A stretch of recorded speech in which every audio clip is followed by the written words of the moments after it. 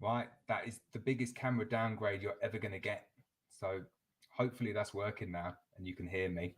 I'm going to have to give Sky a bit of a telling off about that not working, which is a bit frustrating. Because I can confirm in the comments that I'm not cutting out anymore, and you can see all 7 pixels that are on the screen. That would be much appreciated. I think it is just me and you, Ben, at the moment. So you've got a 1-to-1 session. Is that any better? I'm just on my laptop webcam now. So hopefully that can StreamYard though. And I don't have any comments or questions or anything. So fire away if you've got any questions, or I can just talk about the people that I've been blocking. Yes, okay, it's good. Excellent. All right, that's good. But yeah, I've had a very interesting week in terms of doing stuff. Finished our honey extraction room, so that is completely finished now. But a guy doing stuff in there, and it looks great. I've cleared out all the stuff I don't need. Everything's down, the floor's down, the walls are done, the ceiling's done. It's like a shelf, big unit in there to put my Melaflow in, and means I've got loads of space in there now, so I can do videos, which is really good. Update on the colony and that fallen tree. No, I need to go back and have a look at those. They're in a really awkward position, and it's not big, but I'm definitely going to go back and try and get them out. I want a reasonably warm time to go in there and get them. That should have been good. Oh, I should have gone and got a cup of tea, shouldn't I? I've got like an empty cup here, so I'll have to do that. I'll have to do that at the end of the night. I did it last time, coffee or tea, and it was cold at the end, but I was still drinking it. Yeah, sorry, it's the internet company. Do you know what it is? I think it's because it's Saturday night. I reckon there's people, like, everyone's watching Twitch or whatever it is they do nowadays. How can you manage family, full-time job and business? Really, really difficult at the moment. I'm struggling quite a lot, and I'm trying to outsource pretty much everything that I can. So I'm trying to keep the numbers down. I started last year with 100 colonies, and I was like, right, I'm going to get down to 50 colonies. That's my target. And I got about 100 colonies still. So it doesn't matter how many I sell, I kind of seem to end up with 100. Right, here we go. What do you do with brood frames? What do you do with the brood frames filled with honey on a checkerboard swarm method? So they shouldn't really be filling with honey. Like, I'm not an expert on swarm. I'm just following this book because I thought it'd be a cool video. But it'd be interesting to see how they run without a queen excluder as well. So I will do regular videos on that checkerboard, and we'll see how they go. Opinion on my pickup truck. That's the first time I've been asked about my pickup truck. And once you get a pickup truck, compare. You can't go back from a pickup truck because it's just amazing. And it's the little things like going to the tip, and you just lob everything in the back of the pickup truck and go. Or you need to move your nucs, so you get 40 nucs in the back of the pickup truck, and then you load the back seat up as well, so you get like 50 nucs in the truck. And the L200s is really good as well. I've never got stuck in a field. I've come very close to getting stuck on a field though. Let's see what else then. Do I recommend the Abello 12 frame hive over the previous versions, and will you be doing an update review? So yeah, you just need to go with what works for you. Like you heard David say earlier, he doesn't like the rebate system. A lot of people don't like the rebate system, but again, it comes back to what you're used to and what everyone else is used to. And I know a lot of people don't like the rebate because of their fear of crushing bees. I really like the Abello 12 hive to use, but I'd say the value over the other ones is kind of small. I like all the Abello hives. I really do like them. They're so much easier to use, and they just don't break down as much. Andy, yeah, is hard. It is hard running that many. I'm sleepy. I had a big dinner. I went out today. I've been working all day and been doing stuff, and then I had a bath before I came on with my daughter. She's only young, she's like 3, and then I had a big dinner, and I'm feeling the after effects of all the chips now.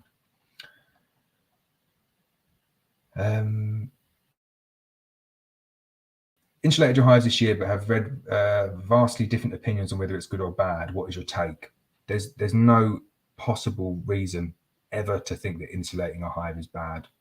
I can't think of any reason why it would ever be bad. Whether you get the benefit over not insulating is another argument. A third of the way through it, which is, I stole someone's idea, completely ripped it off, but it's insulating, retrofit insulation of wooden national hives using cork sheeting. And it's a cool little idea. And I think it works really well. It's all about getting the cork sheet to fit in the insert. And then on the inside, putting in like cork dummy frames. So you effectively get insulation of all of the 4 walls, and then putting a cork crown board on top of it as well. So you get all of the benefits of insulation that you would get in poly, but with a natural material. I really like that idea. I think it's got only 1 inch of cork sheet is equivalent to 4 inches of cedar, 3 inches of pine, or the other way around. Cedar's more insulative than pine. But I thought that was incredible. So I'm going to have really insulated hives, and it's quite cheap as well. So I'll do a good video on that. Have I read the Queen Rearing book by Gilles? Good book. I struggle with books. I'm not like Pete Watt, who doesn't watch the videos but just likes to read books. But I really struggle with books. I read books to go to bed. Like if I really want to go to sleep, I'll read a book and I'll be asleep in like 5 minutes. I struggle learning through reading. It just kind of makes me very. What's the stance with buying in bulk honey from someone and then bottling it under your own label? Have seen people doing this. I've got no issue with that. We do that. You can't always get the type of honey that you want. So like we buy borage honey from Chris Manton. We buy it from Chris. I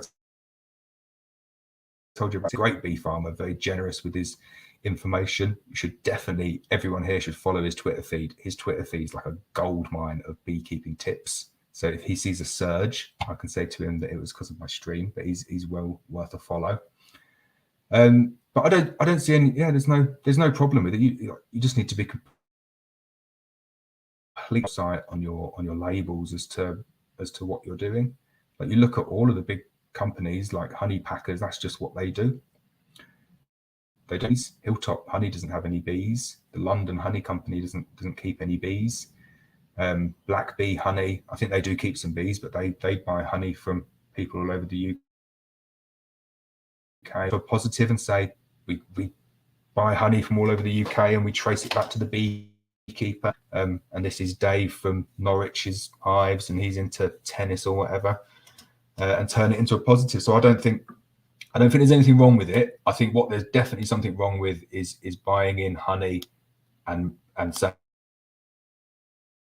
worse than that, like bloody getting, like John said the other day as a joke. I know it was a joke, buying supermarket honey and then trying to fob it off as your own because it's clearly not honey. So it all comes down to honesty. But I would say it's kind of, and your business acumen as well. If you're clearing it out and then you want to get some more honey and you're honest about it, no problem at all. Oh, Bee Tradex, worth a look this year, or do you think it's going to be a bit of a damp squib due to some retailers not attending? I have to be a little bit careful, I guess, with what I say, but I'm not going anymore. So if anyone thought I was going, what's the point? Like, who are you gonna? Previously, shows like that, I used to go down there to meet people because there would be lots of people going. Everyone kind of beekeeping would be going, all the bee farmers, all the people that you knew. So there'd be the draw of there's lots of people going, which I don't think you're going to get this year. Bits of equipment and machinery there. So if you're after an extractor, when would you ever get the opportunity to go and see 15 different extractors and play with them and do things with them all at once and then make a decision on which one to buy? They're the main two, really. I don't think you're going to get either of those this year. And the fact that Abella pulled out as well now, it's just the dog's trust. So I think it's going to, I don't want to put anyone off going, because if I live just around the corner from it, I would definitely go. But it's about 2.5 hour drive for me, so I'm going to go to the Welsh one instead, Welsh Convention. Chris saying, I'm involved in a company that are in the middle of producing away hive installation prototype due in the UK very soon. I'll keep you informed. That sounds fantastic. Thank you. Yeah, I'll be well up for that. I've seen the fold away ones from China, the little new mating ones. Bishop's Bees are selling them now, but they're quite expensive on Bishop's Bees. They're like £42. I think it's a double. I think you get like a top. I was talking to, I think it might be Better Bee. I know that's the US one. I was talking to the Chinese company about importing some for us, but they were loads more expensive. But yeah, I'm interested in that. Let me know. I'm always interested. This year, grafting queens. I will be grafting queens this year. Yep, I'll be doing loads of grafting this year. It'll be good fun. Best time to put swarm traps up in the UK? I'd say kind of like any time from now onwards, really. The only problem that you get if you put them up to, but any time from March onwards, if the weather stays like this and it doesn't get cold, then you're going to get so many early swarms. I don't know if anyone saw. Oh no, it's on the member section. So the video that I shot yesterday was like feeding some colonies that are really light, and they're just massive frames of bees. And if it stays warm, they're gonna try and swarm in April. So definitely get them up before April. Wade saying to backyard beekeeping still have buckets of honey from last year. I hope they don't make that much this year. No, just you want them to make as much as possible. You can just store it. Everyone says don't buy Nucs because it's diseased. Open feeding equals disease. Used comb is disease. What is the disease that all our neighbours have? AFB is so rare. Yeah, I tell you what, if you bought a Nuc off someone and it had AFB in it, that, like, oh my God, I'd be so annoyed. But the chances of that is so incredibly slim. I guess the argument more is if your frames are old, you're handing over kind of like a pathogenic load. This is what David was saying earlier, and then that over time can progress into unhealthy bees. But I think Nucs are buying them. Open feeding, I'm not a fan of open feeding. Big in the US, open feeding, but it doesn't get a very good rap over here at all. We never open feed. I don't see the need to open feed, really. Julian saying, made underfloor entrances from my videos, and I've not lost a single update on the floor, which take a Varroa board. So yeah, I will do that. I get asked that question a lot because the way that I designed it, like the way it's not my design. So Jenkins, Bryn Mare, Emir, if you're listening, I'm being clear again. It's your design, but it does need a little tweak at the back to get a Varroa monitoring. With mine is I've just got like Corex sheets, and I just lift the hive up and just put a Corex sheet underneath, and then that works really well like that. I've just had a little bit of an idea here.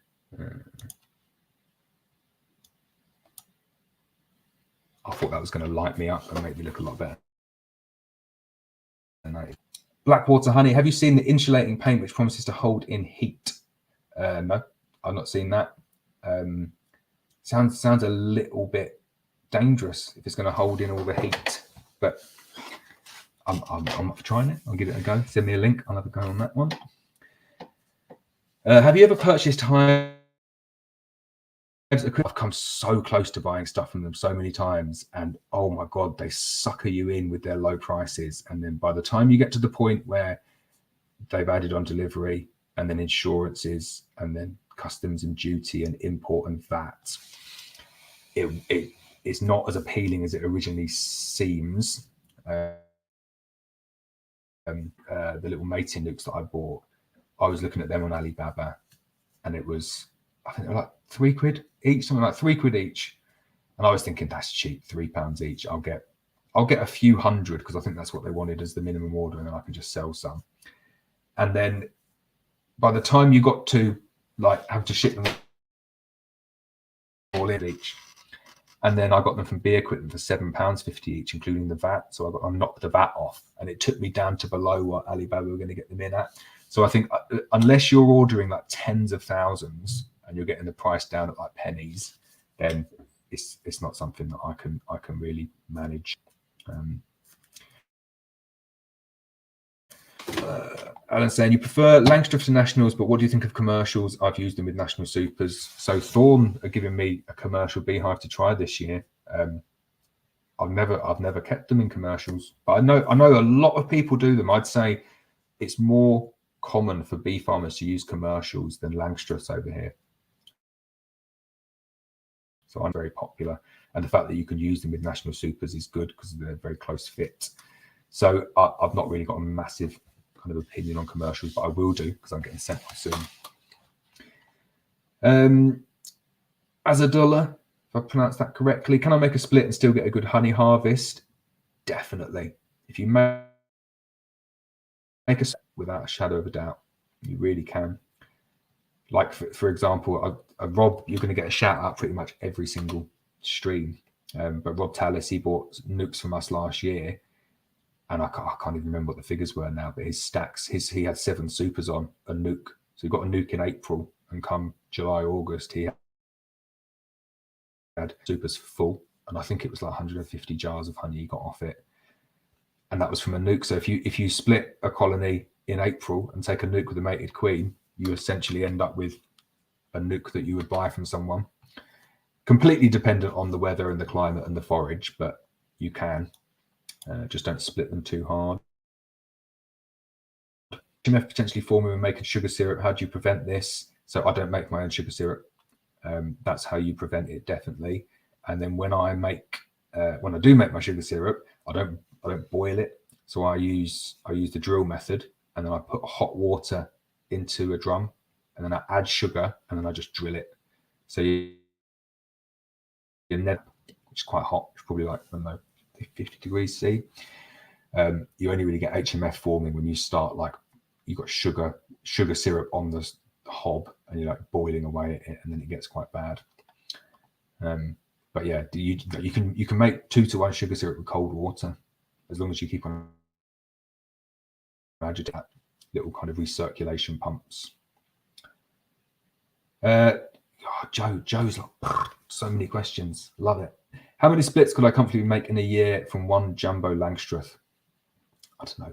I'd say the format doesn't make a massive difference. Or maybe it does. I do can from a 14 by 12.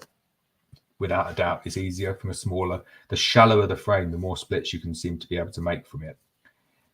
But I'm going to do a video this year. I'm going to get I'm going to choose a big, strong colony, and I'm going to see how many splits I can make from a single colony over a number of cycles. So I'm hoping to go from in a year. That is my outrageous target, and we'll see where we get to. Ben saying, how many breeder queens do I have this year? So I got 5. I got 5 2021 or 2020 breeder queens, and I've got 1 breeder queen from 2018 that just refuses to die. F1 buckfast from last year, so she just won't die. Like, she keeps on trying to supersede, and then the supersedure will fail for one reason or another. So I knock it back, and then she just carries on living. And then I think that's it. She's definitely going to die. And I go back in, and there's 6 frames of 14 by 12 brood end to end, and I think, oh my God, and I'm going to get a bumper harvest. And then I go in, and there's just a cluster of bees like this. So she's really struggling because she's old. She's just running out. She's running out of eggs, and then has a blast of eggs. It's really strange, but I reckon she's going to go this year. Could you use a circular saw to cut a slot for a board on the underfloor? I'll run it on the table saw. I cut my finger off using a circular saw. I nearly cut my finger off using it. So I'll just run it on the table saw, but it's more at the back how you'd kind of get the access slot in. But I'll have a play around and I'll get it sorted. Joe's saying, yeah, Netflix rotten. Like that. Keith, would I consider doing bee experience days? Definitely, but I can't do them in my garden. So it'll be when we move. But the way that the economy and the house prices and electricity prices are going at the moment, like I might speak to some of the landowners and see if they're willing to let me do it there. I keep bees on some really nice estates, and they kind of got like farm shops and other things on there as well. I reckon they'd be up for partnering up and doing some experience days. Problem I have with it is that, like, I work Monday to Friday, so kind of like I'm trying to keep my weekend a little bit for me, so I don't want to start bashing out the experience days on the weekends as well. So I'd say for the foreseeable future, no, unfortunately, although I would love to do them. I think they'd be really good fun. And I'm building up my actually, and I'm going to make it so you can come and try all of the different hives, like every single hive that you could ever get, because nobody does that. And most people who do it are trying to sell you hives. So they're like, oh, come and look at this fantastic. Oh, by the way, I've got a good discount on some Suenti hives as well. But I'll be coming from a different stance, which is just come and have a look at all of these different hives and not try and sell you any. Will your bees overheat in poly in summer? So no, it works the complete opposite to the way that it does in winter. In the winter, it keeps all of the heat, it keeps all of the heat out. So it's a lot easier for them to maintain consistent temperature in the summer in a poly hive. Very thermally efficient. When's the grand opening of Black Mountain Honey Farm? I'd love it. I was speaking to my wife earlier, saying we've missed the trick. We've had so many options, and she's like, oh, but there's the bus stop's only 200 meters away. It needs to be within at least 170 meters. Like, these are the kind of restrictions and requests she put in place. She's going to kill me if she hears this. But we've not managed to secure one, but I wish we did. Andy saying, going to move over to commercial, but find 14 by 12 work just so well. You can't justify the change. Yeah, I'm not like, it's not. I'm not a fan of 14 by 12. I do regret moving over to 14 by 12, as discussed before, mainly to do with making up some control. Ollie, yes, I was confused. Rich is Ollie's. Yeah, Rich is saying about sliding it in. Yeah, it would work fine. It's just the access on the back in terms of the monitoring board. But on average per hive, how much honey do your hive? Depends year on year. It really does. If every year was 2018, we'd be in treble figures. Some years it's low, like £20, £25. I like to go for an average. In North Wales, we aim for like £50. If we can get £50 per hive per year, I'm really, really happy with that. Farmers aim for like £200. It's crazy. Julian saying, I saw an unpainted National Paradise polyhive in the background of your latest feed. Have you used it yet? I have one, and Brace Come Everywhere will be a bait hive this year. So yeah, I've got one. I've got two or three. They're all painted now, by the way. I've gone around painting all the ones that I haven't painted. I've got bees in one of them, and it is a bit, yeah, it's not my favorite hive, I'm not going to lie. And yeah, it might get relegated to bait hives. But I think with all of these things, like, it's not, you come to just accept that some hives are a bit, that you kind of have to deal with them in a so it doesn't bother me too much, really, like the differences between all the little hives. You obviously have your favorites, and you wouldn't buy ones that were annoying you. But like, I have a very low threshold in terms of all of my hives being Suenti. So I think I prefer the Paradise over the Suenti. Do Wales, I do know them. We're part of the Welsh, so the Wales have like a honey cluster. We're trying to replicate what they do in New Zealand with reasonable success. I think the Welsh honey cluster is really good, actually. Great support. There's no way that my business would be anywhere near as thriving as it is without Welsh honey cluster and Griff than I have. Greg saying, managed 7 splits for my best hive last year. Only reason I didn't take more was due to my cat-handed ability at queen rearing. How many do you think you'll manage? 14 plus? Yeah, no, so 40 I'm going to go for. Yeah, and you'll have to tune in and see how I do it. But like that, I said, yeah, I'll go 40. But what I think I'm going to do is I'm going to get my biggest, strongest colony. I'm going to feed it. I'm going to feed it thin sugar syrup early in the year, kind of like, as David said, you need to do it early because you need to target it kind of one cycle before. So probably first week of March, I'll go start feeding that up, get that onto double brood.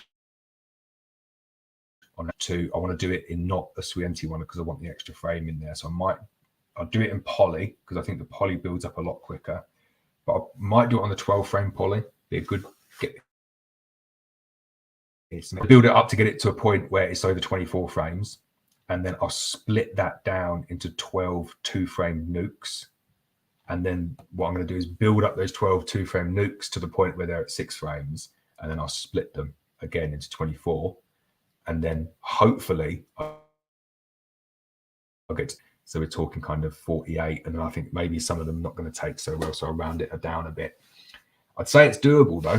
Obviously, all with mated queens. That's not taking into account any queen rearing at all in that, because that will slow it right down. What's the most useless beekeeping equipment that exists? Questions before to kind of have a think. There's so many useless bits of beekeeping equipment. I've got like a car full of them. I'll come back. I'll try and think about that while I'm talking.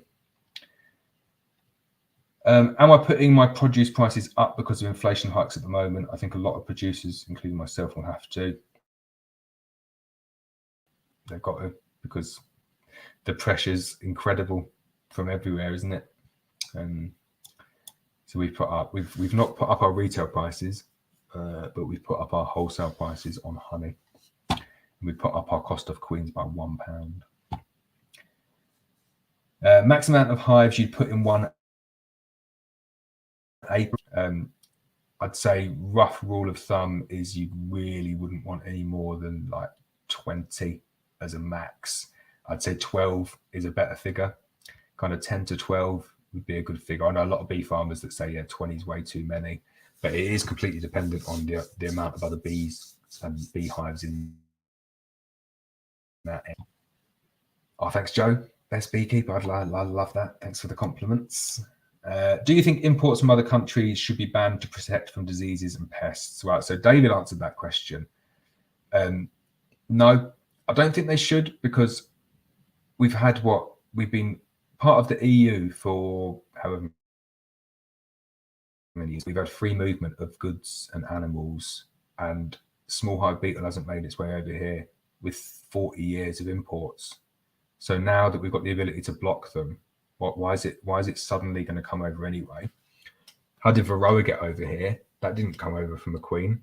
They think the way that came over is probably that it was transported over like. So I just don't think it's as clear cut as that. And there's clearly an agenda there by people who don't want it to be imported, to say, oh well, they're going to be importing diseases and pests. But I'm not completely so one-sided in my argument to say that there's no risk. Of course, there's definitely a risk, and by bringing in queens, the bigger risk is definitely packages of bees and nucs. So I'd never support that, and I've never kicked off when they banned the packages, because I think the stringent measures they have in place for importing queens is a lot easier to identify if anything is in those cages. Whereas in a package, you've got no chance. You're not going to be able to see packages. Is that you'd say, I got 100 packages coming over, and the bee inspector would say, okay, we're going to come and have a look at them. And what they do is they kind of come and have a look at them, and then they shake it all out. You put the bees in your hive, and then they inspect all of the containers, and they look in the containers, and they cut a bit out of the containers, and they send it on these small hive beetle legs. And I just think it's a bit late, really. Like, what they're going to do, they're going to come back, they'll probably torch a whole apiary if they did find anything, but you're probably still too late. So I think, yeah, no, do I think imports from other countries should be banned to protect diseases? I think we were right to ban the import of packages. I personally don't want them to ban queens, and I'll be completely honest, because it's quite a big part of our business now, importing queens. But also because I don't think it really reduces the risk down to give you the level of benefit that you're going to get from that. So you see the stats about us honey that's produced in the UK. We're at a massive disadvantage in terms of being able to rear queens early on in the season. So being able to import them is beneficial. Having access to queens from all over the EU is really good. You can get such good queens coming in. So I don't think we should ban the import, respect people's point of view in terms of it. Jumping through some questions, and if you're starting again from scratch, what hives would you go for? Poly, wood, bellow, etc. So if you asked me that question 2 years ago, it would have been a really straightforward everything. I do think they're the best poly hive by a long way. They really are. And people know that I post on social media for Abella. I do a lot on their social media, and I speak to Damien a lot. So you can take it with a pinch of salt, me saying that I think that they're the best. You see a lot of people, this beehive is the best, blah, blah, blah. And then they don't tell you that they work for the company. So I will always be open and transparent. Say I do work with and kind of a bit for Abello, but I do like their poly hives. However, saying now, if I was buying them again, I probably wouldn't buy Abello poly hives as a complete unit. And my would be, I'd make my own floors, like make wood underfloor entrances. I'd have an Abello poly brood box if I could get it on a good deal. If I couldn't get it on a good deal, I'll go with a cedar seconds box. So just one cedar seconds box. And then I would go, all of my supers would be cedar seconds. Poly supers or poly national deeps, I would go with cedar seconds for everything above the queen excluder. I'd then have a poly ashforth feeder from Abello, because it is the best one that's out there. And it's the only one that fits really onto a national system without putting the little bars on the Swienti. And then cheap roof from somewhere. I might even get a cheap Swienti roof and just add that on the top, because I quite like the Swienti roofs and they're cheap. They're not quite as good as the Abello ones, but they are a lot cheaper. So I think that would be a very, very good cheap system. And that's what I would get if I was starting out again. Going to reduce my colonies. Would you be selling your excess hives, or will you be keeping? So I wouldn't sell them as hives because the nuke market is so strong. So I'd always just split them up. But I'll probably just keep them. Like the prices are bonkers. Like even when I'm selling my excess kind of honey extraction equipment, I'm kind of thinking, you know what, I might just hang on to it for you again. So yeah, it's a little bit difficult in terms of giving stuff away. You almost kind of think I might as well just like hold on to it for a while. But I think if I get some help to come and help me with the bees, around 100 production colonies, I can manage with a little bit of help. I think the difference between is so different from the difference between 10 and 50. So that's, yeah, makes a big difference. I think I'll probably stick it around 100. Greg saying 40, thought you were downsizing, you madman. Yeah, so whenever I'm talking about downsizing, I'm not talking about nukes. Nukes are what makes us our money. So we make reason to kind of keep like a lot of colonies, because it makes it a lot easier for us to make the nukes as well. Saying about people use the word disease just to scare us, I think. Which disease should we all fear so much? So it's a difficult question to answer that. Like the disease that you should fear so much is way the worst one. EFB is bad, but nowhere near as bad as AFB. And they're both, on the whole, very, very rare. In some places in the UK, they're not very rare. So like in Essex, EFB is rife. It's so bad. Kind of, there's a few hot spots. In me, like I've never had EFB. I've never had AFB. I've been pinged once for AFB, as in like they've had a sighting within 5 miles of me, confirmed sighting, and then they came and inspected everything, and then they said no, it's fine, and they destroyed the other hive from the other person, and they never saw them again. And in terms of disease, then you can transfer that back over to like viral load and pathogens that are sitting because of Varroa. So that could manifest itself as like chalk brood. I guess you could put that down as a disease, where it's not really. It's kind of like just like a fungal infection. And then all the other brood disorders that you get, like bald brood and sac brood, and deformed wing virus. There's a few that are well known and a few that aren't well known. But I don't know. I don't see it too much in terms of like scaremongering on disease. Like I'm be cautious, I'd say, when it comes to disease, talking specifically about the foulbroods. But I'm also aware that like I'm kind of on YouTube, so I need to be a little bit careful with what I say on certain things, because people watch and people report. So I'd prefer to err on the side of me being very cautious on things and saying it's more important than it maybe is. And don't read that into me saying that managing for EFB and AFB and being cautious isn't important. It definitely is, but maybe I layer it on a little bit more. So next 3 hives the size of a brood and a half national. So I think just David mentioned this earlier, just as long as you're making like reasonable splits and making sure the bees are covering all the frames, you're not going to have any issues at all. Something like that. I would say a single colony, don't split it into more than 3. You'll have problems if you split it into more than 3. When you're splitting up a colony like that, making splits, you need to go to a new apiary. Don't do it in your own apiary, because you'll say you take 10 splits from one hive, you'll come back at the end of the day and there'll just be 1 colony of bees and 9 frames of brood scattered around all these different boxes with no bees on them. They'll just all go back and you won't get cold brood. Right, you should make a video about useless beekeeping equipment, or talk about it maybe. Okay, yeah, I will do. I'll pick out my top 3 useless bits of beekeeping equipment. Yeah, I'll do that. What's my... Will I enjoy it? Any tips on cleaning an appy melter? It takes so long and it's a night.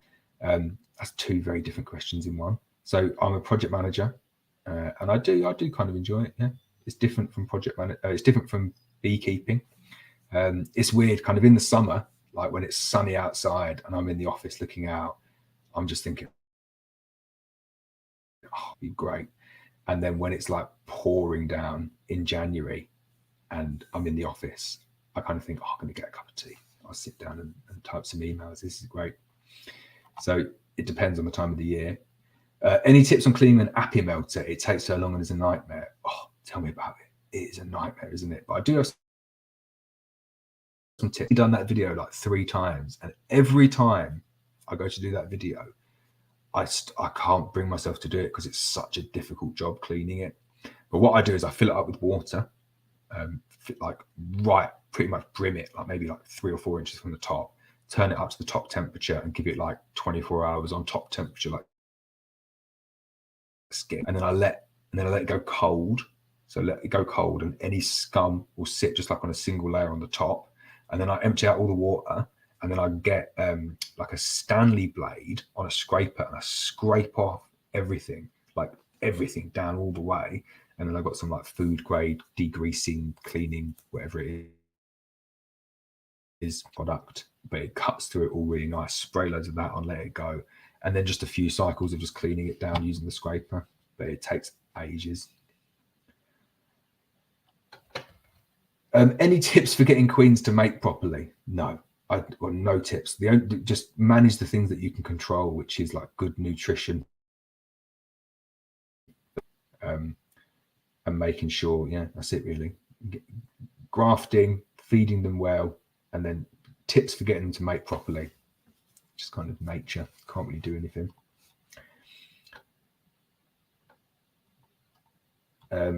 Endrit, you can ask questions, just pop them in the chat. Kev's saying, yeah, love the Abello hives, but have blistering paint. So have you seen the recent video I did about upgrading or saving £30 on all poly hives? I would, you asked me what my prime piece of beekeeping equipment would be. If I was to go and buy it again, I would definitely the Abello paint is not the best paint. It's not very hard wearing.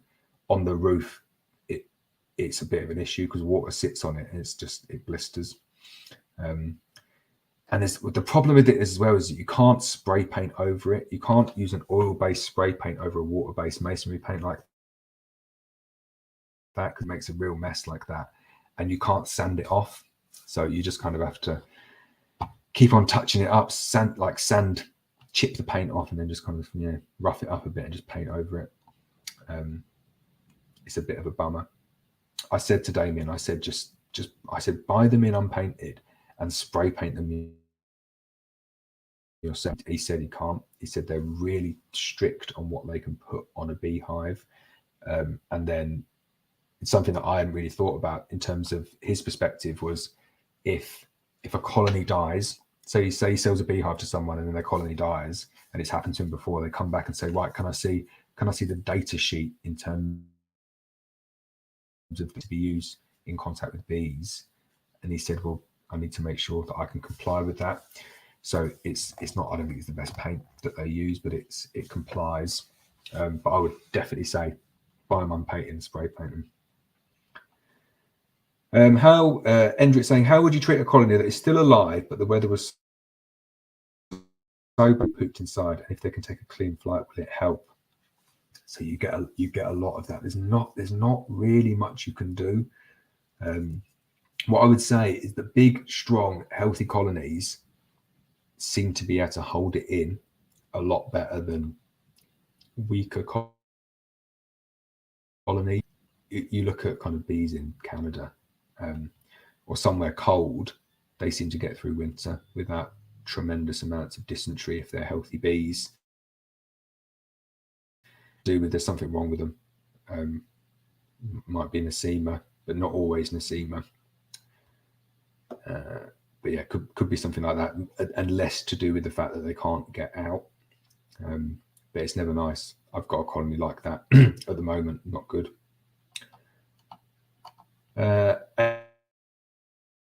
Abra, missed your question. Sorry if I have. I'm just scrolling back. I can't see it. If you've been blocked. If you pop it down again, I am answering them all. So I'll get to the bottom today. Do I have a plan on going on a commercial scale? So we're commercial, like not. I'm not doing it. And the whole plan kind of was, I guess, to quit my job at some point, and I'll go like 400 or 500 hives, and just having a couple of years doing 100 hives, it put me off that idea. I don't want to be a bee farmer with 400 or 500 hives and then start employing people, and because this moment in mass honey production and selling it to people in barrels at £3 a pound, that's not the enjoyment I get from beekeeping, but also kind of from the business side of things. I prefer to be like front end and manage the queens and the Nucs and Amazon and Etsy and kind of do things on a bit of a smaller scale. And YouTube, I love YouTube. Ben saying, really enjoying the 12 frame of Abello hives, got them due to your vids, but do you actually use 12 frames in them or 11 on a dummy board? I use 12 frames in them. I'm not a fan of dummy boards if you can get away with not having a dummy board.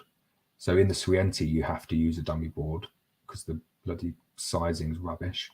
And then in the wood, that's some, but it's such a tight fit. And if you do it over winter, you will end up breaking them, taking them out. So you do need to go 11 with a dummy. But in the Abello, there's easily enough space for 12 with a little bit to spare. It's probably like 3 or 4 mil to spare. So I would highly recommend using the full 12 frames. I don't like dummy frames. Mello is just answering someone else. Nick saying, did you say you have 40 hives? Do you have another job? So I got like 100 hives, production hives, and then I got a lot of nucs. About 250 nucs. But I do have some help with the nucs from someone else. As a new and panicky beekeeper, your videos have been a great help. My sentence is always going to start with Laurence says, well done and keep up the good work. Oh, well, thanks very much. I do like, I mentioned this on the thing the other day, like I'm not the most experienced beekeeper. There'll be so many people like on this stream.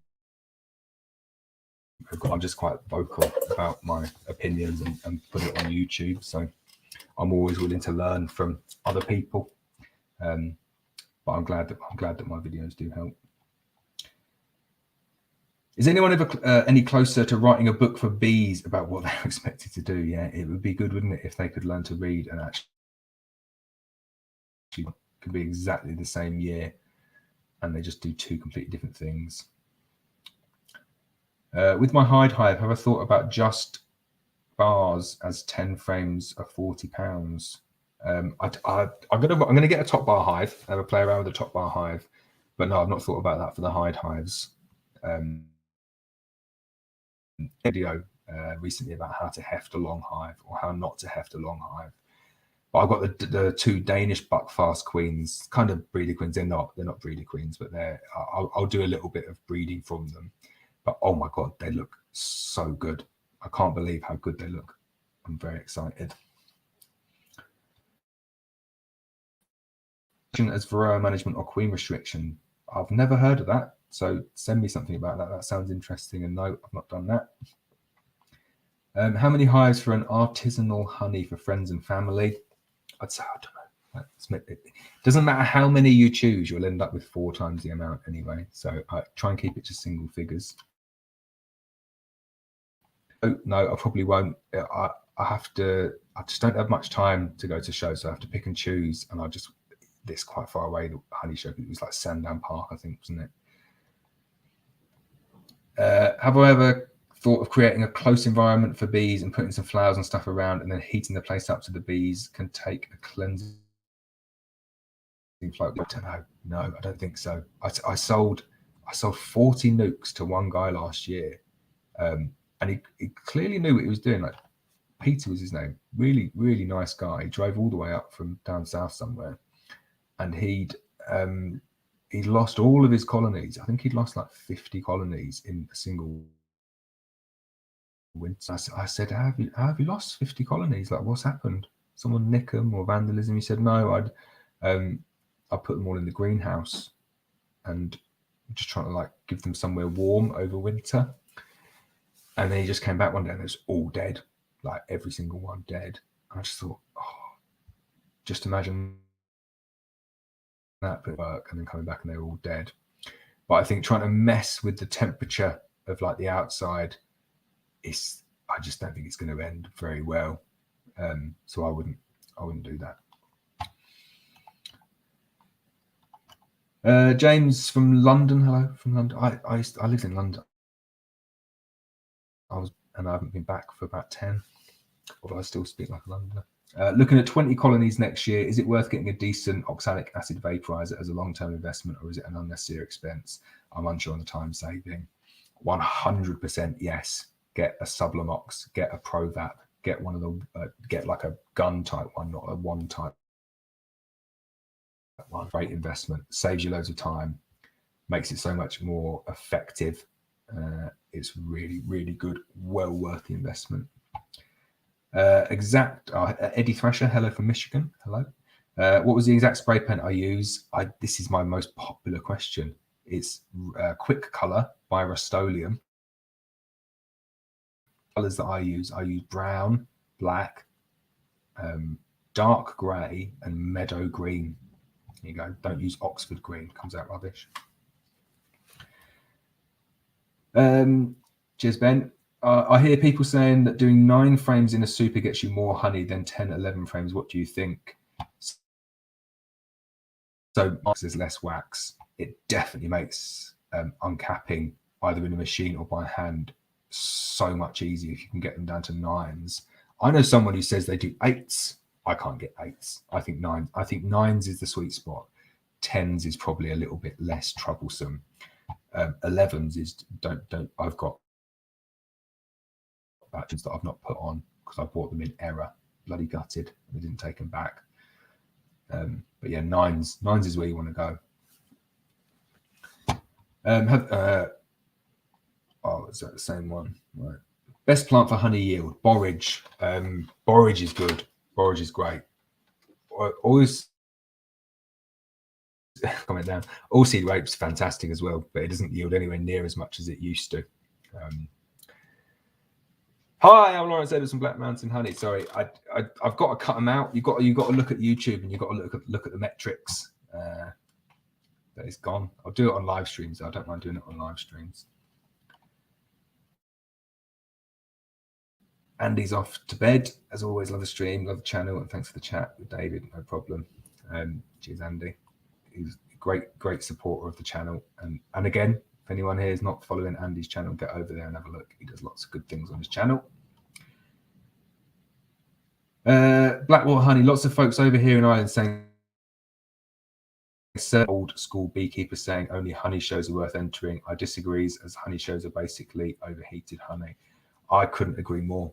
So I think it was probably on one of your feeds that you did the black jar competition, where it's you're not looking at the honey.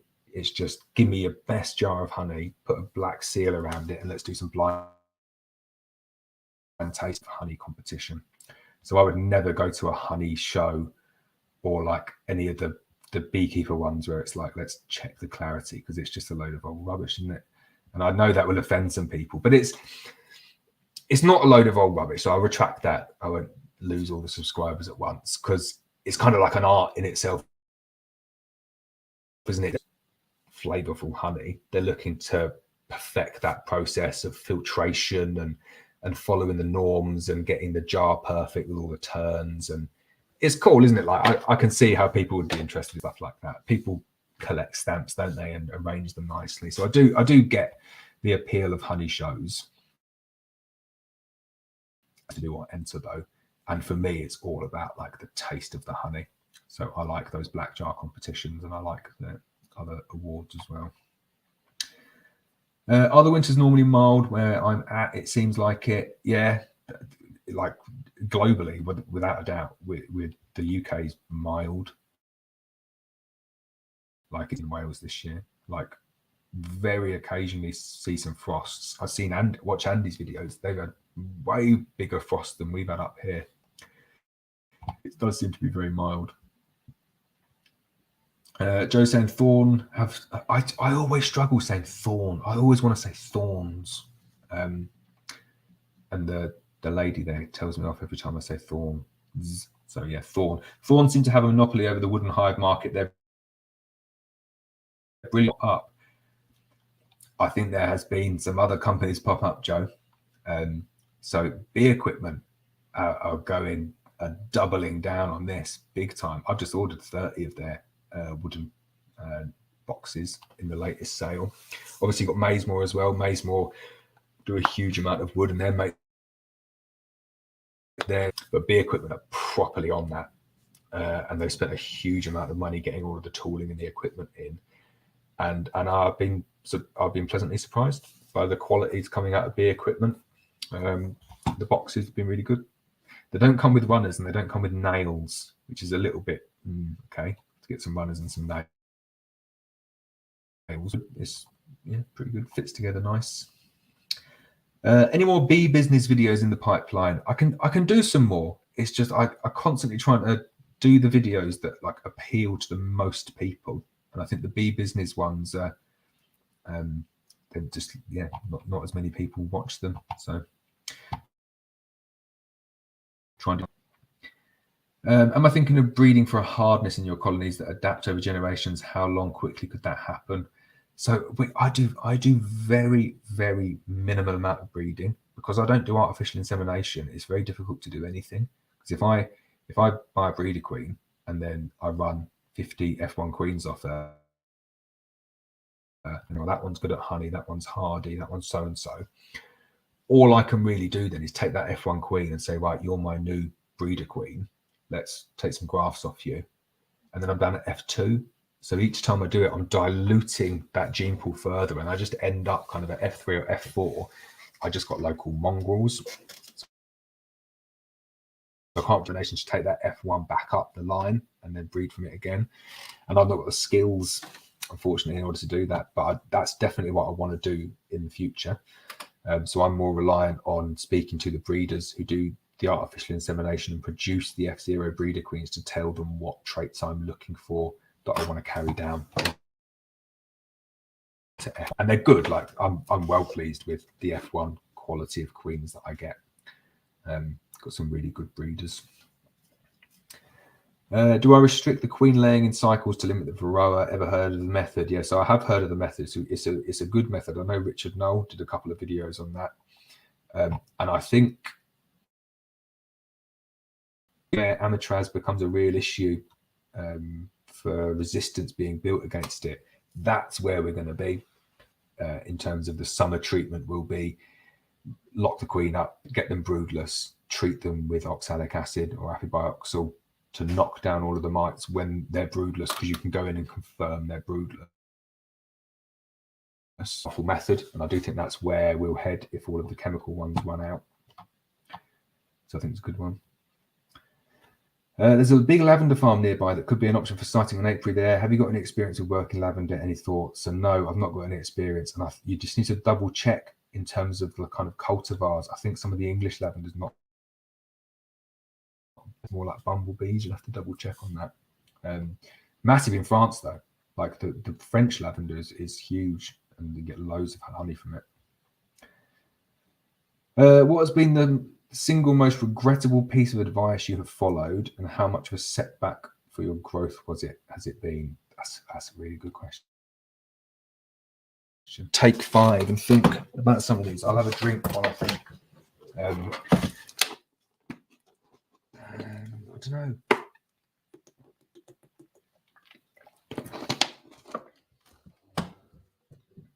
I think like a lot of the time I don't necessarily take people's advice, and that's probably it's not because I think I know better. It's because I get an idea in my head, and I kind of think, oh, I need to do this. So I'd say the biggest regret is not listening to when people have said stuff to me. There's been so many things that I shouldn't have done, like bloody. You'll regret that. 100% you'll regret it. And looking back, I really regret that. And that's an expensive mistake, because that was like 100 boxes at like, I don't know, but by the time you put the frames and foundation in, you're probably talking about 40 quid a box. It's like £4 grand. But yeah, there's been loads of bits of advice where I've kind of taken it on board and then gone off on my own way. So I wish I'd kind of listened to people's advice a little bit more. What should you do if the honey is crystallized in the frame? So we covered that earlier. If I have any frames of honey that are crystallized, if they're not tainted by, I just melt it down. We have a big baker's honey run at the end of the year, and if you're not doing that, just feed it back to the colony. Stick it in with the Nucs. Any problems with melting polyhives when doing your oxalic acid treatment? Yep, melt loads of them. But you get to the point where you're not that fussed about melting things. Like, don't want to scratch it. You just like, I can't scratch my car, and then you scratch it a bit, and then you're not fussed about scratching it anymore. You get like that with your beehives as well. So I'm like that now, where it's just whatever, melt a bit, doesn't matter. I go in the front of the Swienty floors, and I just kind of like go like that, and it's all melting. Whatever. Bees don't care. I'm not quite as blasé as that, but yeah, it doesn't bother me. Oh, there they go. Danny's saying lavender in the Adriatic. It's a great midsummer flow. But yeah, so I just checked because I don't know. It could well be me just making stuff up, saying that the English one doesn't do well for honeybees. But I seem to remember someone saying it doesn't yield very well. Or bees, I don't know. Don't quote me on that. That is just me rambling on. How many hives do you think it would take to make this a full-time job? So I know bee farmers who have got like 40 hives, 40 or 50 hives, and it's a full-time job, and they make it a full-time job. So it's kind of like a retirement full-time job. Make that a full-time job. Like if you produced royal jelly and propolis and tincture and beeswax and candles and made your own foundation and did queens and nucs and all of the different types of honey. I know people that extract by the frame. So they will take out a single honey and they'll taste it and they'll say, right, this, we believe it's like a lime honey. And then the next frame, they'll say, oh, this is a mix of so-and-so. And they'll link it back to the hive.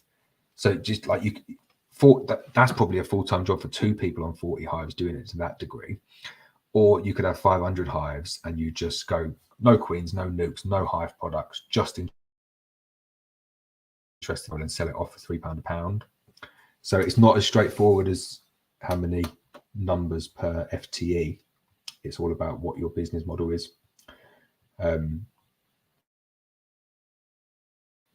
think the number people work on is like 400. So 400 per person in terms of like a big commercial operation without any other hive products. Endrick, you're keen on this idea, aren't you? So about your previous question, you're thinking about a day and a whole winter just to give that colony a cleansing flight if nature can't. I would just say if nature can't, I just leave the bees will adapt to that. They would have coped with it for millions of years. So they'll find a way. I'm sure they will. What do I use for my smoker? So what is in like smoker fuel? I just loads of different things, but the best thing I found is like wooden pellets. But I've got a really cool video coming up. It's on its way to me at the moment as we speak, which is it's called an apisolis. I got my French accent. And you know, people who smoke like vapes, it's an electric vaping smoker, like fully electric, and it just like you puff it out like that, and it's going to be the end of smokers. That's at least that's what's going to be my clickbait YouTube title anyway. But definitely click on it. But it's cool. It is really, really cool. I'm so excited to get hold of it. And even better than that, when people are, because they approached me and he's asking me to do stuff.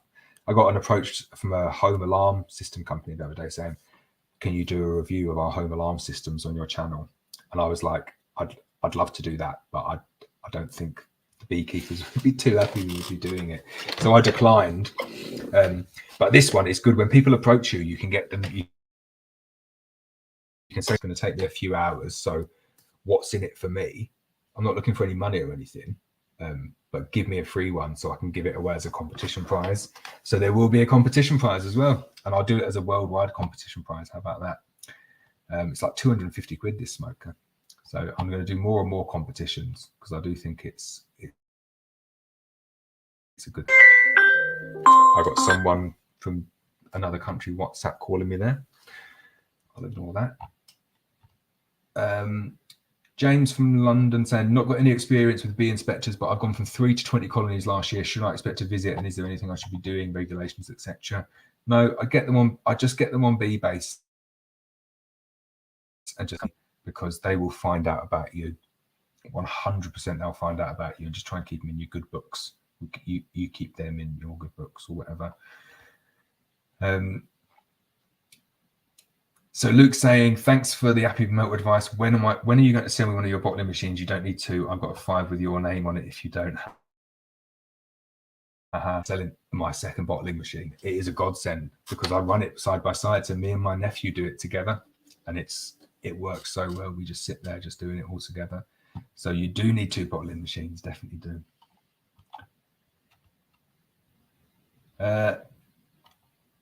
Beekeeping is getting real expensive. Do you think this was scary? I was having this conversation with a guy called Gavin Clark today about price of nucs, and it is getting expensive. It's like the Dutch tulip, whatever it was, and a little bit like Bitcoin as well, and kind of cryptocurrency, which is, I think it will scare new beekeepers, but at the moment there's quite a lot of money in, there's quite a lot of money in honey, and there's quite a lot of money in selling nucs. So there's not many other things. I did the analogy before in terms of if you say you're going to get into golf, and then you go and buy the clubs and you buy all of the gear and you do all of that, say you spend a couple of grand on membership, and then you give up and you sell it all, you probably get back half of the money. If I gave up now beekeeping and sold all of my equipment and sold all of my nucs, I would definitely have made a lot more money out of it. So there's not many hobbies where you can buy an asset, maintain an asset, sell parts of it, make a profit. It gives you honey, it gives you nucs, it gives you queens, and it's still there. So it's kind of like there is demand, the price will continue to rise on pretty much everything, I'd say.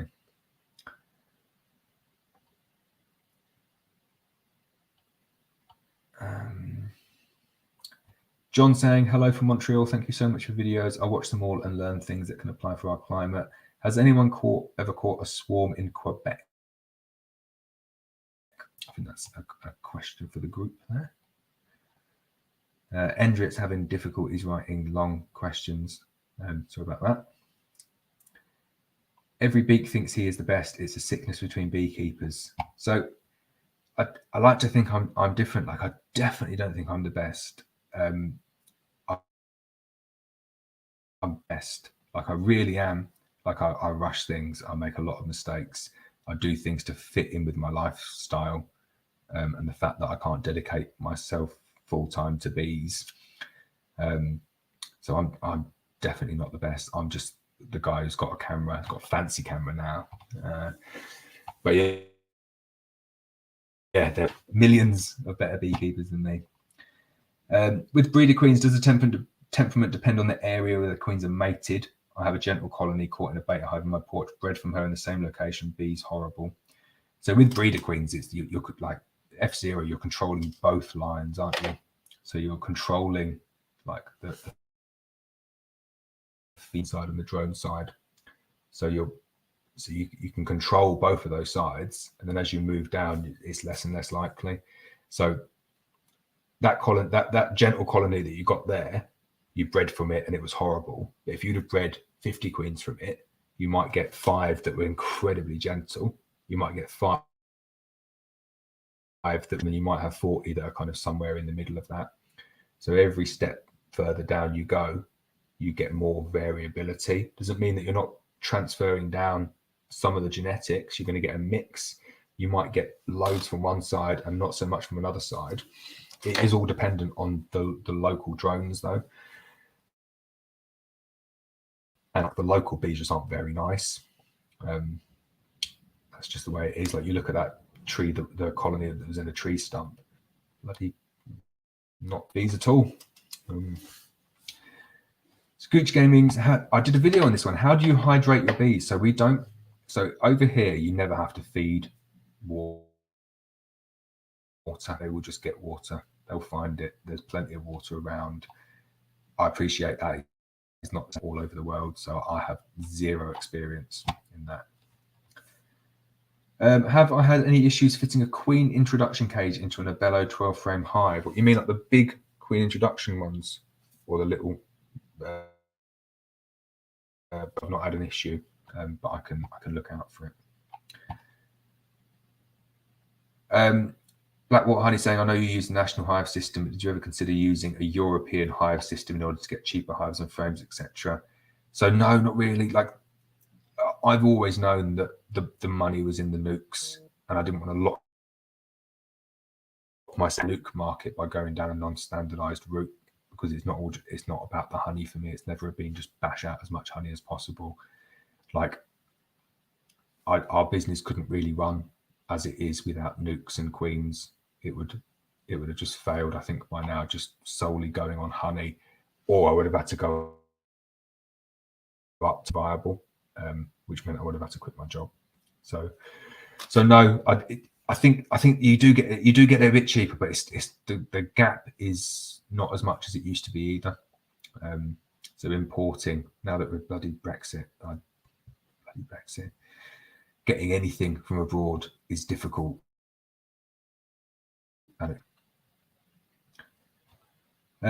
Sage and Stone Homes, they're saying our bees may be brooding up already in February in Kentucky, USA. Wall-to-wall bees in the box. How do we know to add a box for them, or is it too early? So it's difficult for me to say because I'm not sure what it's like in Kentucky. But I'll give you an example over here. I've got boxes of bees like completely full, 10 frames, probably got brood in there as well, but they are full. And there's no way I'm putting supers on until April, because they're not going to swarm over here when it's like 5 or 6 degrees. They just won't. And if you've got 100 colonies and you lose, I don't know, if I lose like 1 or 2 early swarm, what I definitely don't want to do is start going around putting supers on, and then they burn through all of their stores, and then it gets cold, and then they're running out of food, and then I have to go and feed them. So I have to go and take the supers back off again. I'm talking from experience here. It's a nightmare. So I really try and delay putting those supers on as much as I possibly can. And then I'm on there. Could you please share what forums are useful to follow? So I'd say in the UK, the beekeeping forum is absolutely amazing in terms of content. It's calmed down a bit as well. It used to be a little bit feisty. I have a total of about 5 posts. But the knowledge, the shared knowledge there is good. And there's what I love about it there is that there's no myths. There's no rubbish peddled. People can be a little news, but at least they're kind of straight to the point. So don't go there and start talking about matchsticks or ventilation or any of the other stuff that Emir doesn't like. I'm only joking, I'm picking on him, but there's a few like that who will just tell you straight as it is, but the knowledge is impeccable. So if you want to know, on there, Murray's on there a lot. So Murray McGregor, he posts a lot on there, and again, very, very generous with his knowledge and information. I don't know where he gets the time to write such long posts, but he really goes into a huge amount of detail in terms of his operation. That's the only one I'd really recommend, because it's the only one I ever actually go on. There will be other ones around. But going back to the beginning of tonight, David's website, the Apiarist, is so good. It's got such a good amount of information. I think it's pitched at the right level. There's a few sciencey techie posts in there that even I get a bit like, oh yeah, I lose interest on them, but I know that's his real. But they're few and far between. But the level of information is good. It's backed up by science and experience as well. So yeah, should have a look on that. Julian saying, I've been working on that vape idea. Yeah, okay. I was also looking at pre-made drawn foundation, and the company does that already. Yeah, I've seen that. It's like it's like a artificial wax, isn't it? They use it a lot in America. That I don't think on a commercial level, but I've seen a few people use that already.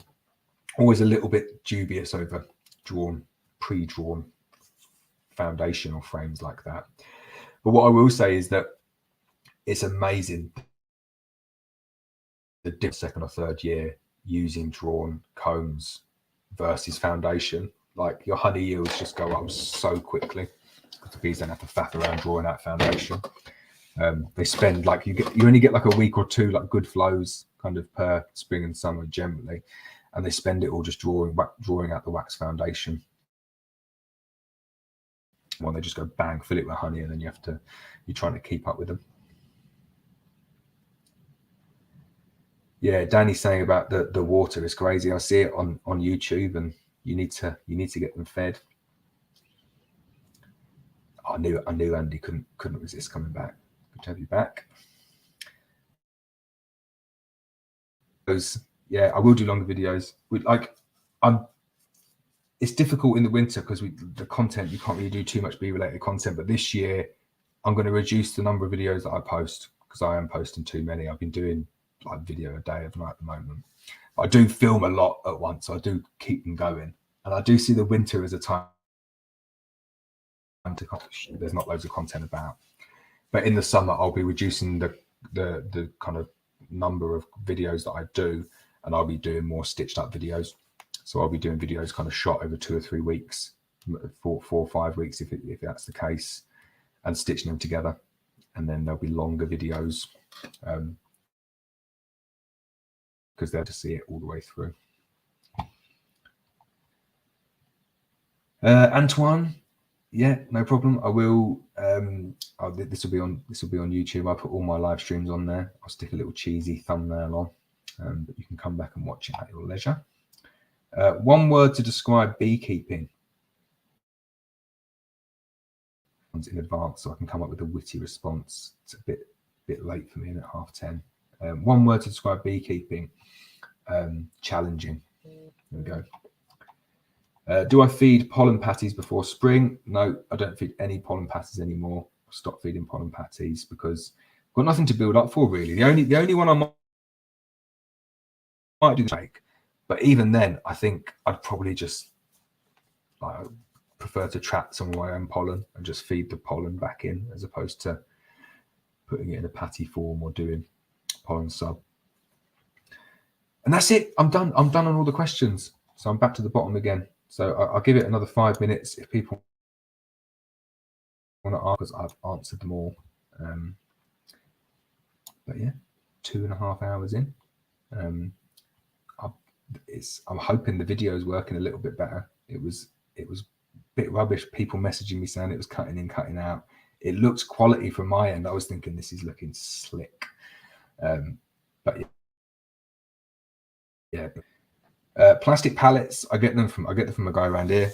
He deals in plastic pallets. But if you go on eBay, they often have them on there. And if you find someone on eBay, it's generally someone who's got like a supply of them. So it's good to get a supply of them, and they're amazing. Absolutely, I stack them on 3s, and I get them for a £5 each. And even if you get them for a £10 each, 30 quid for a hive stand for 4 is pretty cheap. And they just last forever. My concession isn't great. What was my concession? I'm missing out here. Recommend a honey extractor for 14x12 nationals. It's a bit confusing with bellow. So do you want to extract 14x12, like actual 14x12 frames? Because they are very, very difficult to extract. Even an extractor that will take them, it's very difficult. A lot of them don't take them radially unless you get a big one. A lot of them take them tangentially if you put the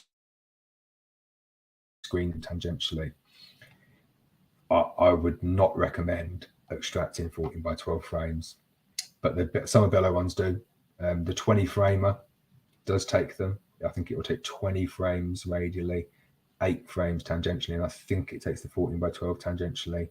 But if you look at email the manufacturer and asked. Last question from Ben. What are your thoughts on emergency queen cells versus swarm supersedure? So I'll go back to what David said. Just graft your own using either the swarm or supersedure impulse. They're much better. And then subsequently control the level of nutrition that they're getting as well. So I would definitely go with doing your own. It's a difficult one though. Like I do kind of buy in a little bit to that you breed swarminess. So if you wait for them to stick up the swarm cells, you'll be waiting forever. I don't think I can count the number of supersedure cells I've cut like on one hand. Like it's probably in a couple of times. You rarely see a supersedure cell. And I don't like doing them from swarm cells because I do think you breed in a bit of swarminess. And I don't like doing it from emergency cells either. That's just me.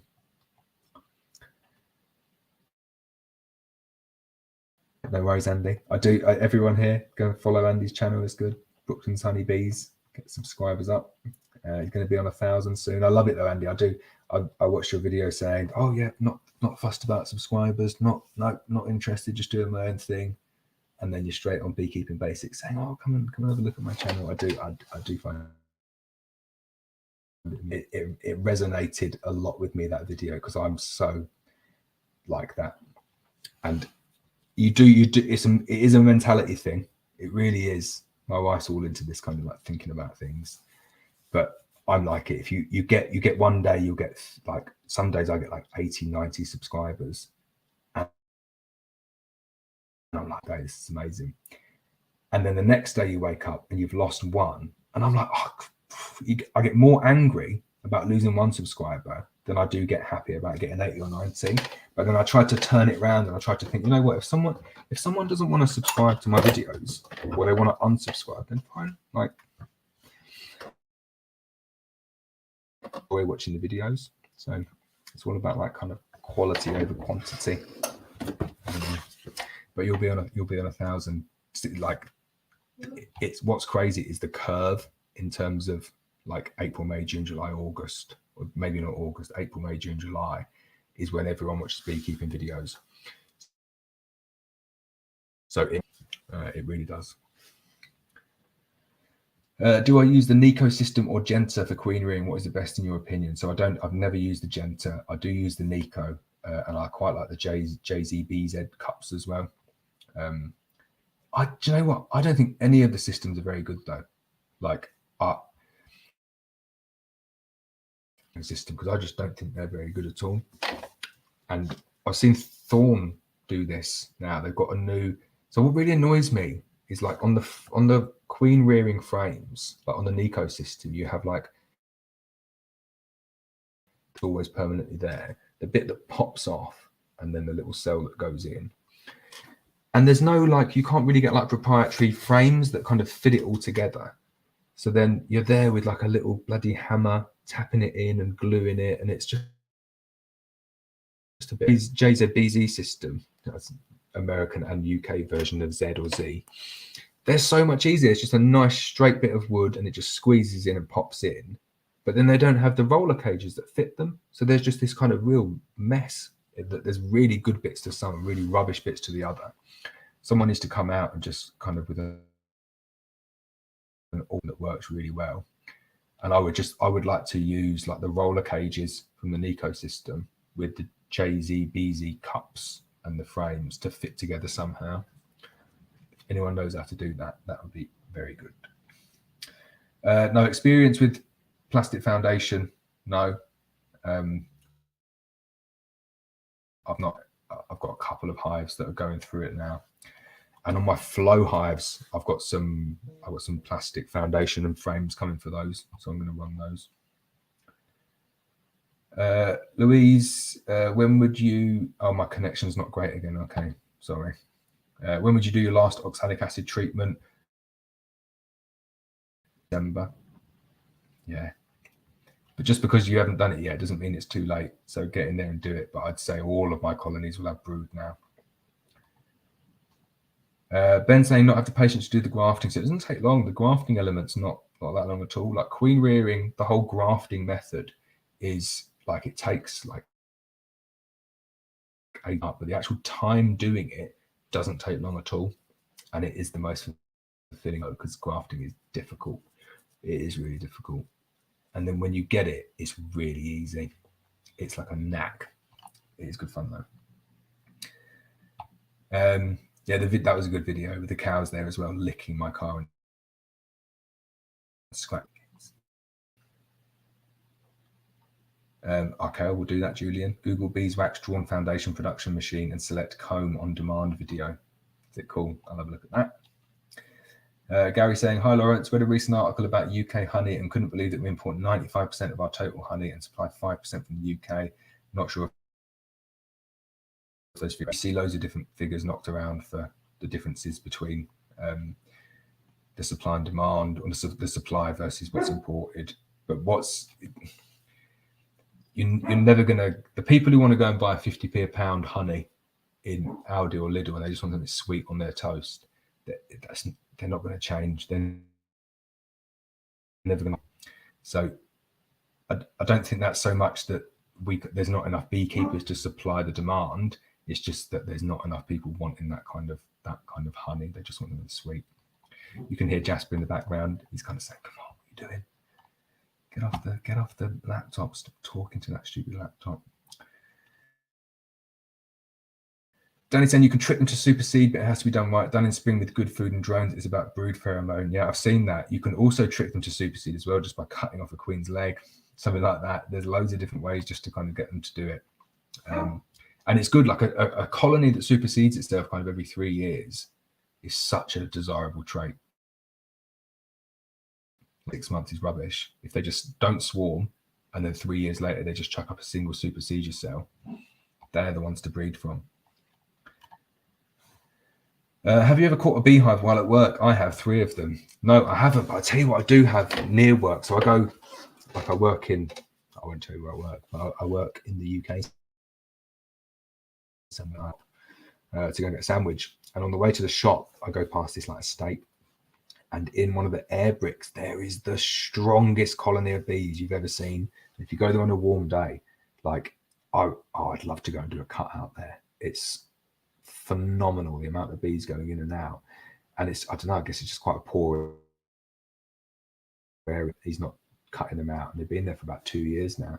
So I walk past it every day that I'm there, and there's loads of bees there. It's great. I'll post a little video up. It's a good one. Do I treat with Varromed or only with oxalic acid treatment? So I have used Varromed because I got someone did a video on it. So it's with oxalic acid solutions in it. It's a mixture of the two. I can see why it would work, like a mixture of 2 effective treatments.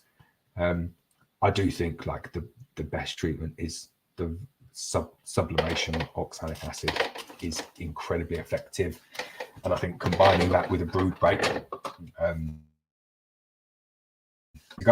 it's very, very effective. And that's it. I'm down to the bottom of the questions again. So I will stay on till like 11. I'm pretty tired though, I'm not gonna lie. I think it was all I had a really nice dinner. So I bought an air fryer, like a Ninja air fryer. It's like don't eat loads of rubbish and minimal amount of oil. And I've had chips for like every night for about 2 weeks now, because they make the best chips ever. And I just think, yeah, it's kind of going against the point of getting an air fryer, which was to try and lose a little bit of weight, because I've noticed on my videos I'm getting a bit chubby every night. And they're really nice. And I had it with like some nice chicken breasts and burnt ends, so brisket with barbecue sauce. So it was a very healthy dinner. It was Saturday night though.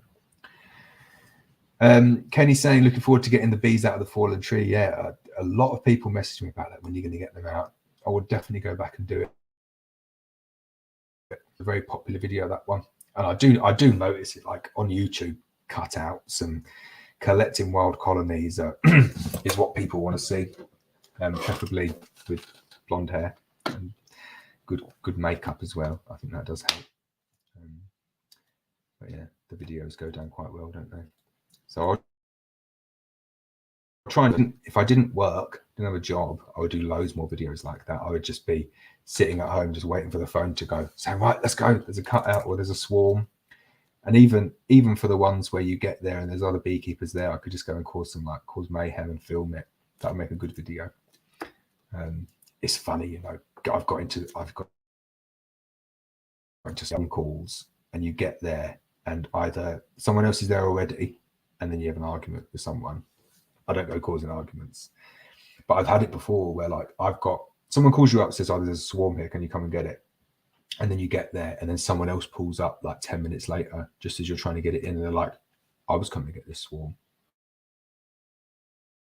They called me up to come and get it as well. And they said, well, they called me up first. And I said, well, how do you know that?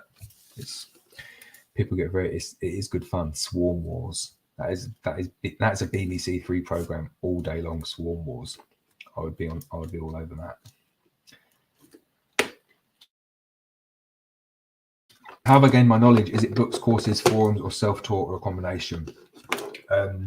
Mostly self-taught, like just messing things up, killing bees, failing miserably, and then trying not to do it again. I'd say a lot of the bee forum as well. I do tend to, like this before on a stream, but I got in loads of trouble at school. I was very, very naughty, but always quite good at absorbing information. So I got pretty good like recall on things. So I pick things up quite quickly. So if I read something on a forum, I remember it, and then I can kind of like put it into practice. I definitely don't read. I've never read anything. I can't take it in through reading, and I didn't really take much in through YouTube because it wasn't really like I watched a bit of Stuart from Norfolk Honey Company when I was starting out. I watched a bit from that, but I'd prefer to learn by like doing and failing.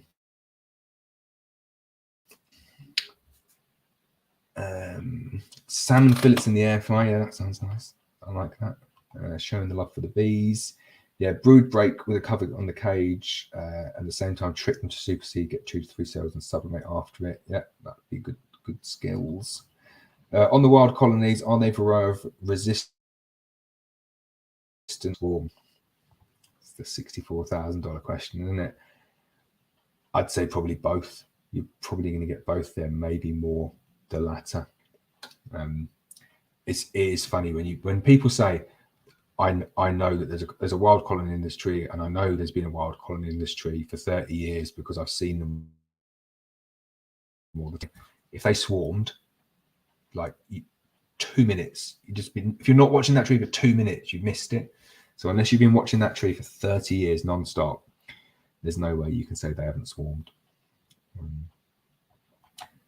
But yeah, it's interesting. What influenced me to go into beekeeping? I said this before. Just I had a swarm land in my garden, gave it away, and then another one landed the next week, and then I kept it, and I just kind of thought it'd be quite cool.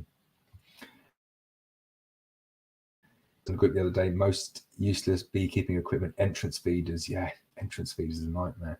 I'm really interested to see how your bottling machine works, because I've seen those ones, and I like on the video they just like pop the little hose down and it sucks the honey up, and there's no way you could do that on my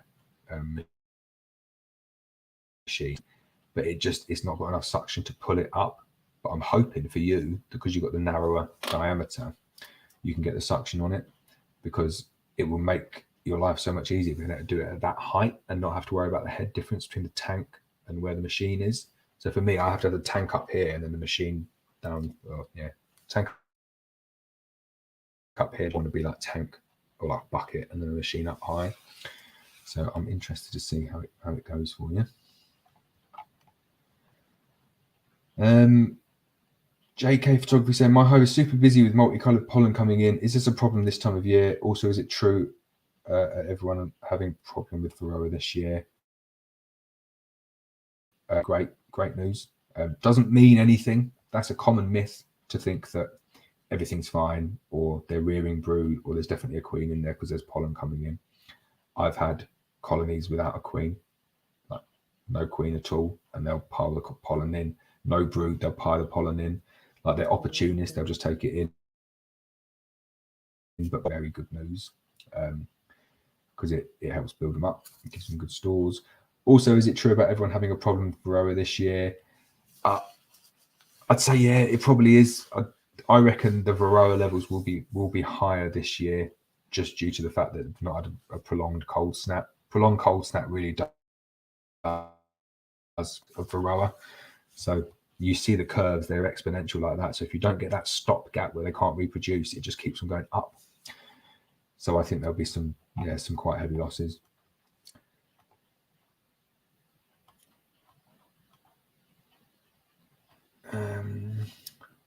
Rich, if I catch a swarm but haven't got another apiary, what would be the safest distance I should isolate the swarm to monitor for any issues? I wouldn't put them in the same apiary. I just wouldn't. Like it's different. If you just got like one or two, then okay, it's not the end of the world. If you've got one colony in your apiary and you bring a swarm in and you haven't gets it, then you've just still lost 2 colonies. For me, there's no way I'd be bringing a swarm into any of my apiaries with like a lot of colonies in. Just stick them somewhere else. Just just stick them on your roof, garage roof. That's my quarantine apiary, is at home, on the garage roof.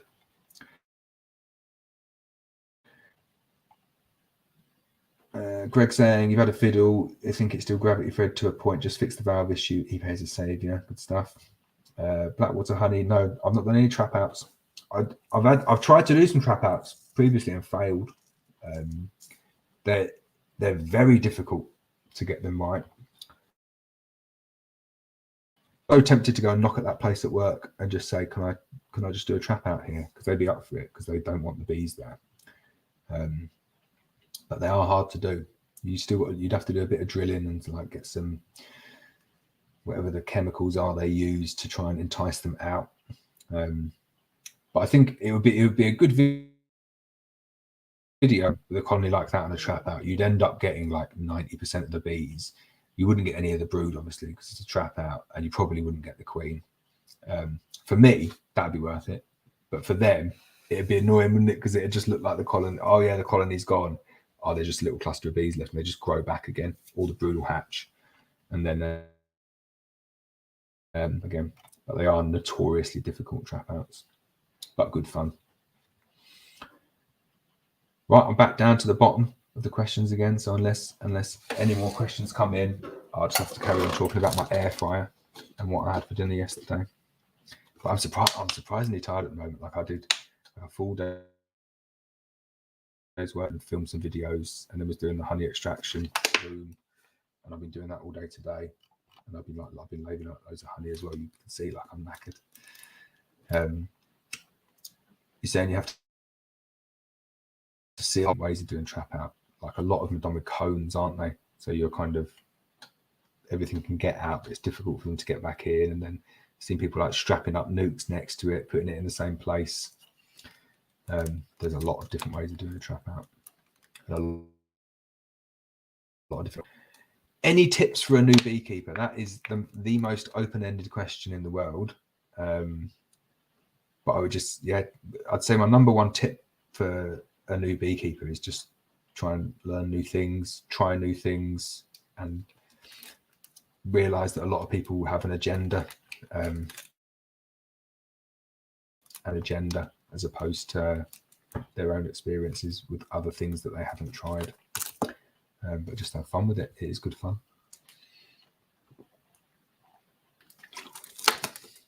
So yeah, I think we're done. I do enjoy doing the live streams. For the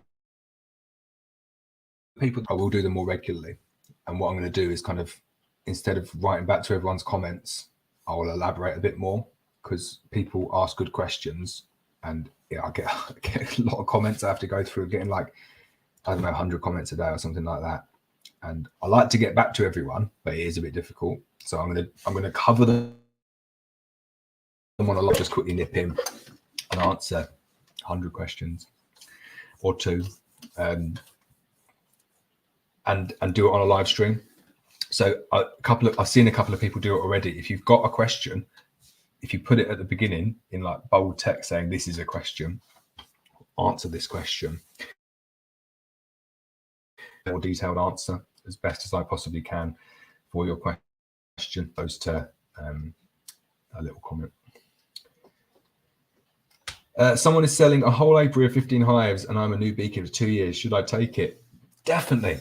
100%. Bulk deals for beehives are amazing. I went down to Norfolk last and I 15 hives off someone for £1,100. And that's what they were asking for. I didn't like haggle them down. It was a weird value. And it took me 5 hours to get there and 5 hours to get back. And it was on a proper dodgy trailer. And the guy just had enough. They were aggressive. They were very nice. But they had the supers on as well. So they had between like 3 and 4 supers on, each of them. And I reckon on average they had between 2 and 3 full supers, like full. And we carried them as they were. So we went strong colonies of bees with all the honey supers on, super heavy, and lifted them back and took them back. And I kind of thought, what a good deal that was. But in hindsight, I could have been bringing AFB or EFB back. I couldn't go in and check them because I didn't have enough time. What we're driving there, driving back. So there's always a bit of a risk on it. And I think you need to make really high Varroa load. My one, it was a bit of a punt because I was getting them so cheap, and it turned out to be a very, very good deal. I think I earned like 2 or 3 times just in the honey that I took off them. It was good. JK Photography, is it essential to move a queen or split out of your apiary? So any splits, I do find it makes life so much easier moving them out of your apiary, because you can balance them as you make the split, take them out, and then you're eliminating the risk of any robbing. You're eliminating. It's much, much easier to move them. So I would always suggest, if you can have 2 apiaries, you only need 2. You can just keep on like jumping between the 2 of them over 3 miles apart. It's very, very good. So I'm going to call it a day there because it's 11 o'clock. I've enjoyed doing the stream. I will do more live streams. I'm going to try and interview some more people as well, because obviously this is supposed to be me interviewing David, and I really enjoyed that bit. So I will speak to my internet service provider and say how rubbish they were, and try and sort that out. Maybe do a couple of test runs again. But I did, and he was so incredibly generous with his information, and I've just seen someone's given me a £5 super sticker, so thanks very much. That's much appreciated. And if anyone, if anyone wants to kind of go and buy David a coffee, I would much appreciate that. Like, if you enjoyed it, he didn't ask for any money. That's the way he gets a little bit of money. But if you're not going to do that, do go onto his site, take a look at his site, because there is so much good stuff on there. Really good wealth of information. If you search for stuff on his site, you will see a huge amount of good information. So thanks for everyone for dialing in and being so committed and supporting the channel as normal. There'll be a lot more specific videos that you want. Give me a shout. And then next time you'll see Andy from Brooklyn's Honeybees doing a collaboration with me. Nice one. All right. Thanks, everyone. I'll see you next time.